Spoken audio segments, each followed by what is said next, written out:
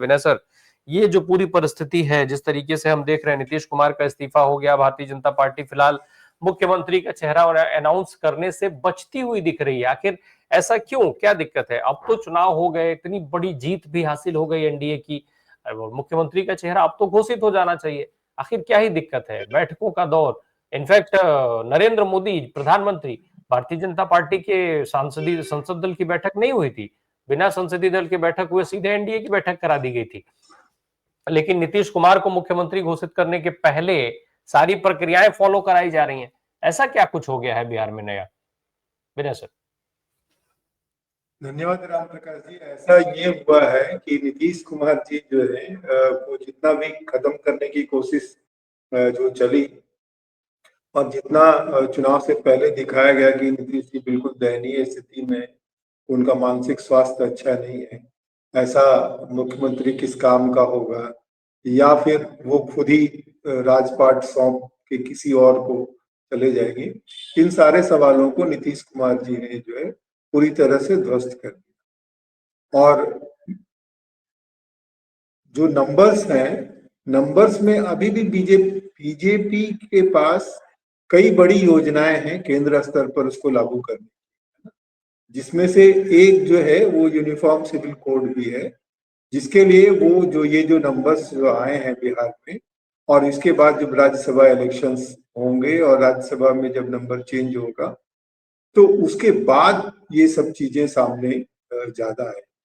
पर जो अभी जो बाकी चीजें जो चल रही हैं, वो ये है कि अभी बाकी पार्टियों में तोड़ फोड़ करके विपक्ष को पूरी तरह से ध्वस्त करना और नीतीश कुमार के सारे विकल्पों को विराम देने की कोशिश की जाएगी। बहुत सारी चर्चाएं चल रही हैं रोहिणी, और आप देखिएगा कि इस चुनाव के तुरंत बाद जो जो सोशल मीडिया पर लगातार इस तरह के वीडियो डाले जा रहे हैं जो आगे की संभावना के राजद को खत्म करे, राजद के भीतर जो टूट को बढ़ावा दे। वो रोहिणी आचार्य वाला मामला आप देख ही रहे हैं, और कुछ जो जो चैनल्स जो उनके काम करते हैं उसमें इस तरह की खबरें भी चलाई जा रही है कि रोहिणी आचार्य के साथ जो 10 एमएलए जो है वो संपर्क में है और वो बैक चैनल से लोगों से संपर्क भी कर रहे हैं।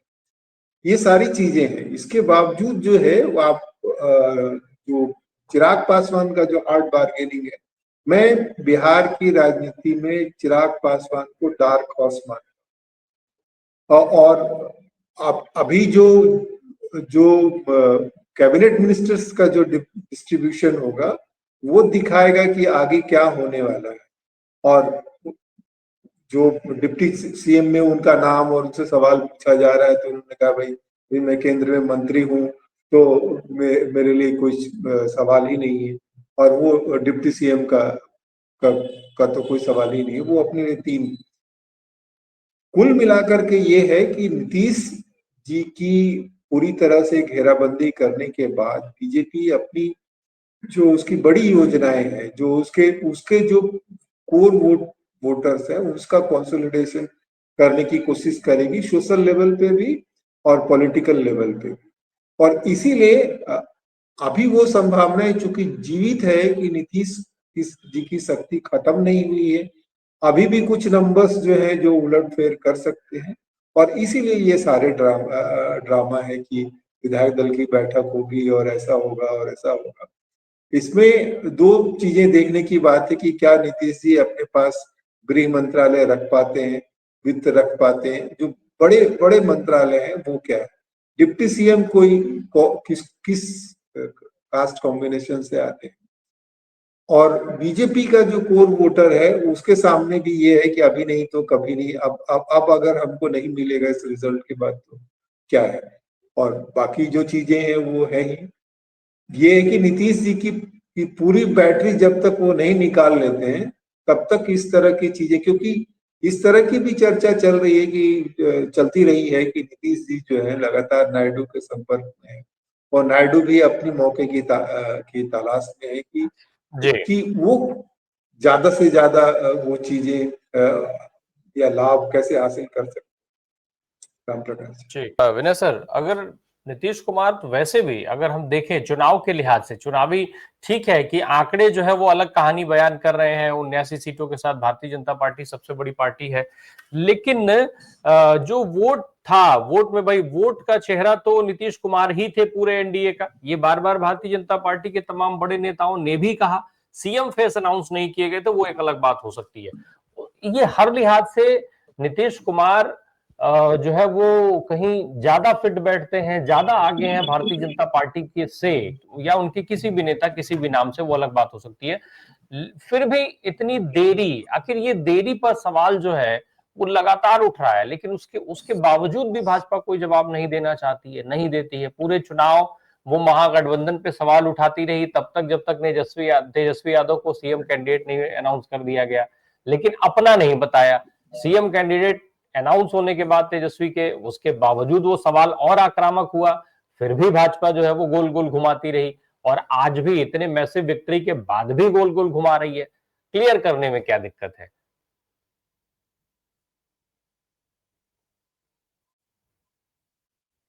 अनम्यूट करिएगा सर, म्यूट है आप। राम प्रकाश जी देखिए,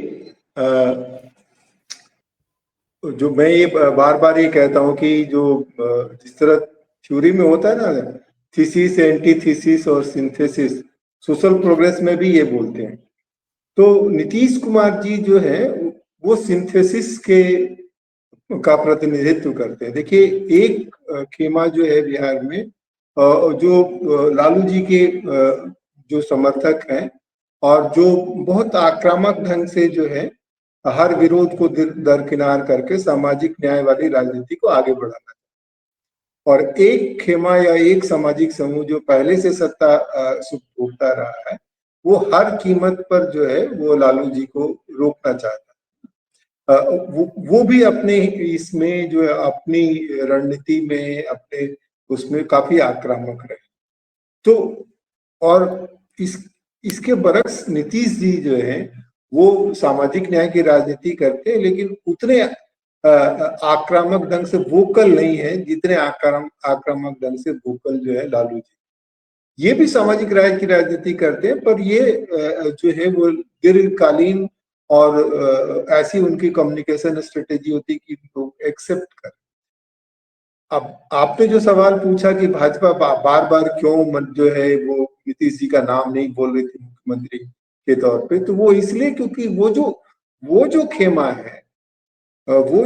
है, जो सामाजिक न्याय की राजनीति से अपनी सत्ता से पदच्युत हुआ है और हर हाल में वापस में पोल पोजीशन हासिल करना चाहता है, और जिसके लिए ये था कि अभी नहीं तो कभी नहीं वाला जो हमारा जो राजनीतिक मौका है, वो समूह जो है अपनी पूरी ऊर्जा के साथ भाजपा को आगे ले जाने के लिए लगा रहे, और इसीलिए वो अंत अंत तक, भले सैद्धांतिक रूप से उनके बीच में सहमति बन गई हो कि हम नीतीश जी को ही मुख्यमंत्री बनाएंगे, लेकिन वो इसको एक्सेप्ट नहीं कर रहे थे, ताकि वो अपने कैडर को और उस ऑडियंस को ये मैसेज देते रहे कि आपका राज बस आने ही वाला है, और इसीलिए वो उसको वो मैसेज नहीं दे।